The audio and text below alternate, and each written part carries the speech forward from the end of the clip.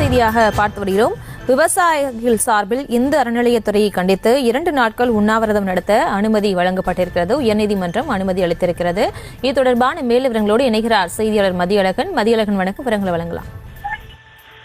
விவசாயிகள் சார்பில் தொடர்ந்து 20 நாட்கள் சென்னை ராஜரத்ன மைதானம் அருகே தொடர் காத்திருப்பு மற்றும் உண்ணாவிரத போராட்டம் நடத்த அனுமதி கோரி தமிழக விவசாயிகள் பாதுகாப்பு சங்கத்தின் ஒருங்கிணைப்பாளர் தேவராஜ் என்பவர் சென்னை உயர்நீதிமன்றத்தில் மனு தாக்கல் செய்திருந்தார். அதில் பல்வேறு காலகட்டத்தில் விவசாயிகளுக்கு தானமாக வழங்கப்பட்ட நிலங்களை கோயில்களுக்கு சொந்தமான நிலங்களாக கூறி அவற்றை அரசு வகை மாற்றம் செய்து வருவதாக கூறியிருக்கிறார். இதனால் தமிழகம் முழுவதும் சுமார் 13 லட்சம் ஏக்கர் நிலங்கள் இந்து அறநிலையத்துறை வகுப்பு வாரியத்திடம் வகை மாற்றம் செய்து ஒப்படைக்கப்பட்டுள்ளதாகவும் மனுவில் தெரிவிக்கப்பட்டுள்ளது.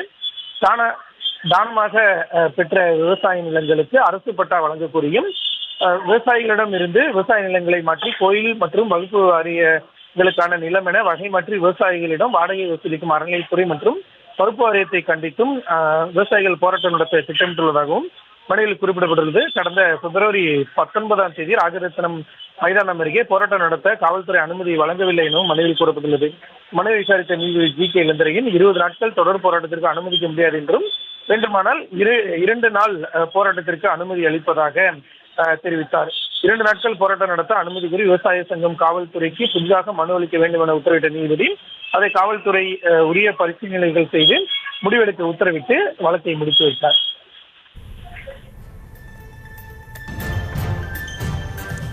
விவரங்களுக்கு நன்றி மதியழகன்.